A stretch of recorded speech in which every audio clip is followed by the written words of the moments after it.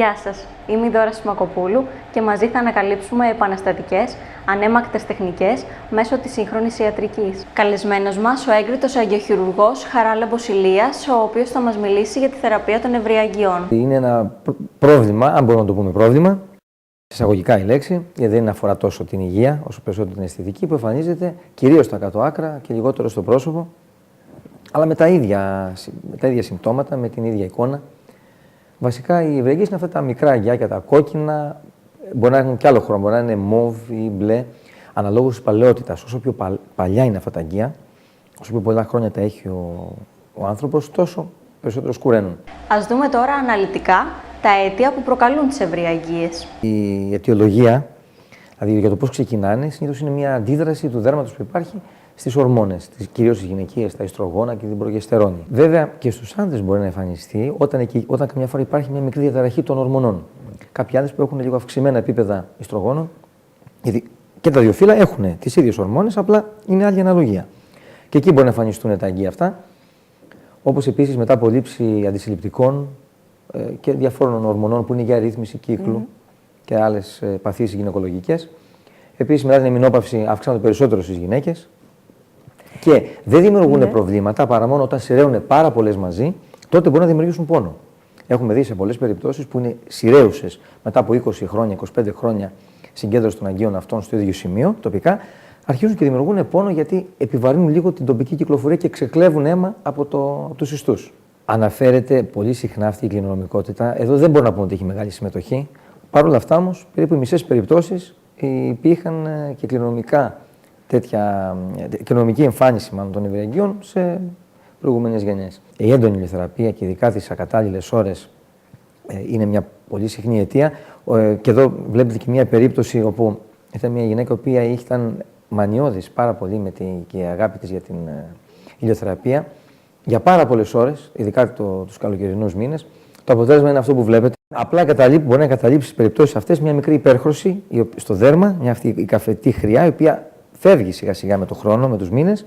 Παρ' όλα αυτά, θα πρέπει κανείς να είναι πολύ ικανοποιημένος με ένα τέτοιο αποτέλεσμα. Ένας άλλος παράγων που δημιουργεί ευρυαγγείες και που δεν αναφέρεται πολύ συχνά, αλλά το βλέπουμε στην πράξη, το αναφέρει ο κόσμος ο ίδιος. Μετά από χτυπήματα, μετά από τραυματισμούς, αρχίζει και γίνεται μια ανάπλαση των τριχοειδών αυτών και διωγγώνονται και βγαίνουν στην επιφάνεια.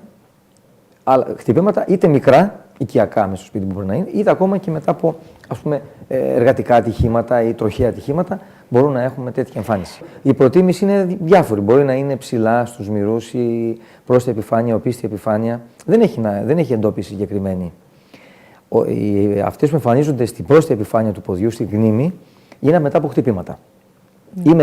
Ή στα γυμναστήρια, μετά από χρήση και μηχανημάτων που έχουν θερμότητα. Ας πούμε, διάφορα είδη γυμναστικής που γίνονται με θερμότητα τώρα και με μηχανήματα. Η αποτρίχωση θέλει προσοχή. Οι αποτριχώσεις που κάνουν οι γυναίκες πολλές φορές δημιουργεί αυτή την εικόνα. Υπάρχει τρόπος να θεραπευτούν οριστικά οι ευρυαγγείες? Η πλειοψηφία των περιπτώσεων, ακόμα και στο πρόσωπο που εμφανίζονται και στους άντρες μετά από ηλιοθεραπεία, πάρα πολύ, αλλά και μετά από χρήση αλκοόλ, όπως θα δούμε και μια περίπτωση έτσι, πολύ εκτεταμένων αγγείων στο πρόσωπο, αντιμετωπίζεται με λέιζερ. Είναι μια επεμβατική μέθοδος, η οποία γίνεται στο ιατρείο. Δεν χρειάζεται να μπει ο ασθενής στο νοσοκομείο.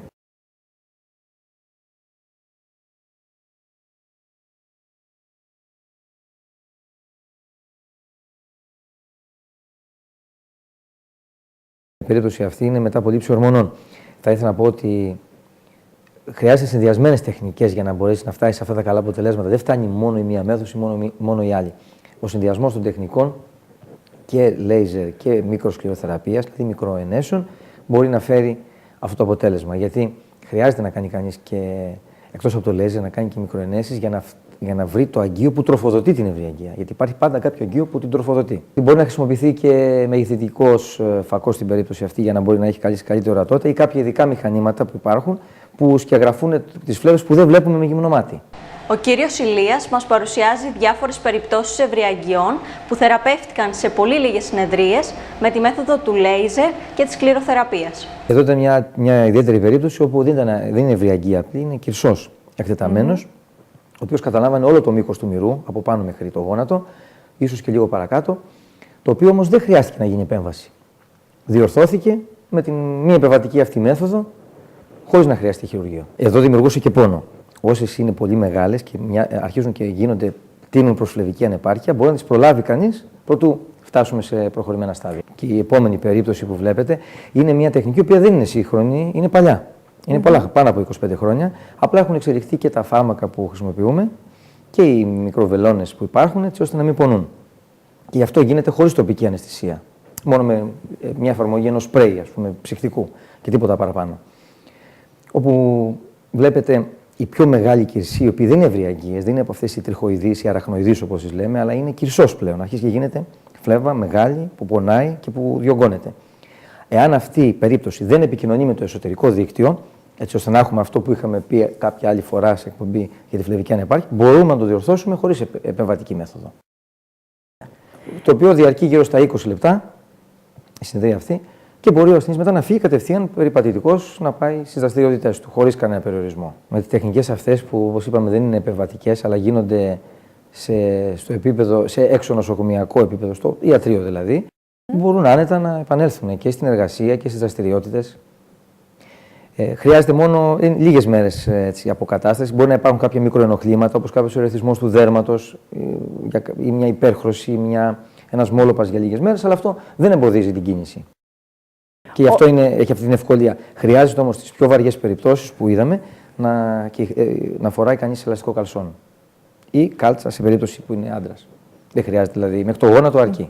Δεν υπάρχει τρόπος να ανασταλεί η εμφάνιση των ευρυαγγειών, επομένως ούτε και πρόληψη.